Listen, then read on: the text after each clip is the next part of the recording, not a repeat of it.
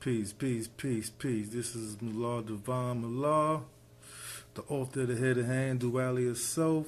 What I'm gonna build with you on today is my see on cryptocurrency.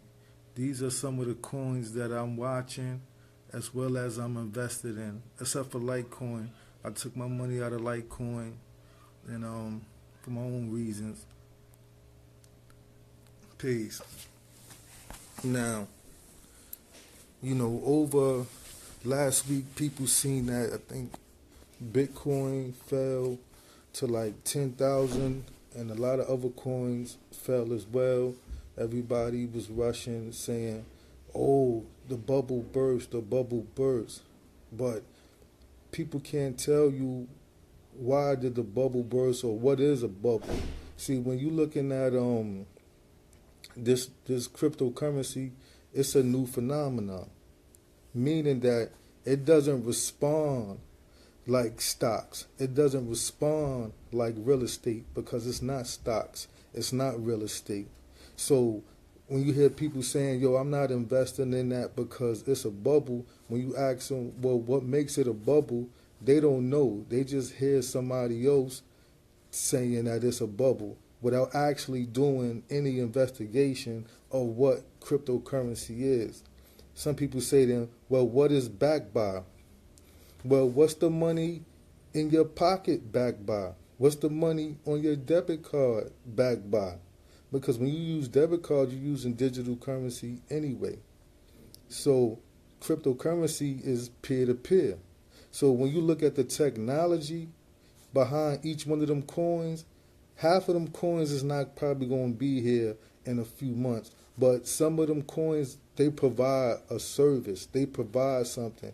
So you got to actually go to the websites that produce each one of those coins and read what is called the white pages. And it'll tell you what is the purpose of this coin. What does this coin supposed to do? What is the function?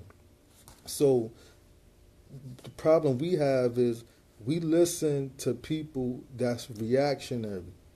And you can't listen to people that's reactionary. You have to be an offensive-minded person. If you listen to somebody that's reactionary or if you listen to somebody that's always playing defense, then you'll never get ahead listening to that person because they don't know what they're talking about. So since they don't know what they're talking about, dealing with cryptocurrency, they might know what they're talking about and something else that's more into whatever they've been studying or whatever their experiences, that's peace. But just because you know something about something in a different field of understanding doesn't make you an expert on cryptocurrency. So when people like that give their opinion and say, oh, it's going to bust, it's a bubble, you got to be skeptical. You need to ask yourself, why are you saying this? Tell me why are you saying this? Give me the facts about what you are talking about. And when you do that, they can't give you no facts because all they doing is mimicking what they heard somebody else is saying. See, we got to get out the habit of being lazy. We got to do our own research. It's a saying that knowledge rewards the seeker. So over the last few months, I've been getting into this cryptocurrency and I've been rewarded. The difference between me and a lot of other people is other people that's in cryptocurrency, they have more money to invest in. So if you got $100,000, $200,000, and you buy in certain coins that's like 20 cents, imagine how many coins you can get. Then if that coin go up 5 cents, let alone $1, you done made thousands of dollars. So I don't have hundreds of thousands of dollars to play with. You know what I mean? But what I do have, I've realized that I buy Remy Martin. I buy 738. Them little bottles is $30. So instead of buying that bottle that's $30, I say, yo, let me go start dealing with this cryptocurrency. Instead of me going and buy Timbs like I would usually do because it's cold in New York. Instead of buying 3, 4 pairs of Timbs, I say, yo, let me use that money and invest it in cryptocurrency. I think that I started my whole portfolio with maybe $1,000. It's more than that now. But that's what I started out with because I said, I'm going to sacrifice buying things that technically I don't need. You know what I mean? I don't need no more Timbs. I don't need to go get this bottle of Remy or this bottle of Cavassier, or I don't need to go out to the bar with the fellas this night and spend whatever we spend at the bar enjoying ourselves with social equality. I don't need to do that.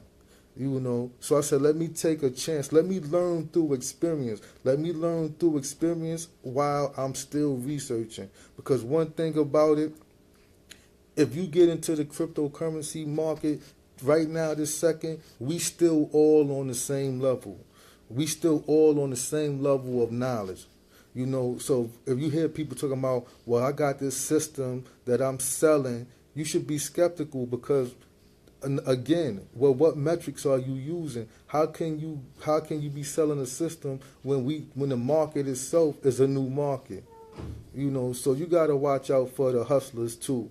But mainly you gotta watch out to the people that's sitting on a porch that's trying to tell you don't use your money and don't invest your money, the same little bit of money that you would have blew on something stupid. Now, these same people that's telling you that, the cryptocurrency is a bubble, ask them, well, do you play lotto? Do you play numbers? And ask them how much money do they spend daily playing lotto and playing numbers and not hitting. And that same money, they could have took whatever it was, because most people play $50 or better worth of lottos or numbers that do that. Then ask them, do they smoke cigarettes? In New York, cigarettes is $12 and some change a pack. If I did smoke, I would have quit immediately. So ask them that. Ask them, do they drink liquor?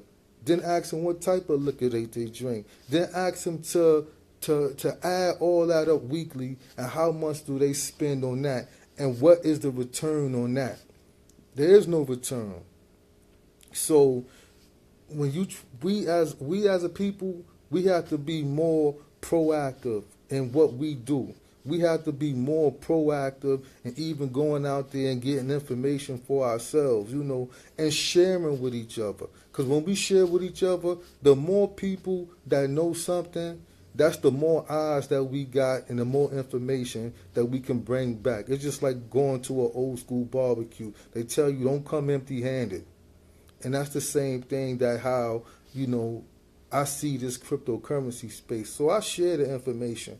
I got a few of my partners involved, and they see things, they bring things. We read different news articles because it's about educating ourselves and it's about moving out on what we know. See, some people think knowledge is power. Knowledge is not power. It's the application of knowledge that's power. And I think that we need to get on board because everything around us is changing with technology. Like one thing that people don't realize, like the internet as we know it has been changing. Now you hear the word of the Internet of Things, IoT. And what does the Internet of Things mean? You got to understand that. What does that mean?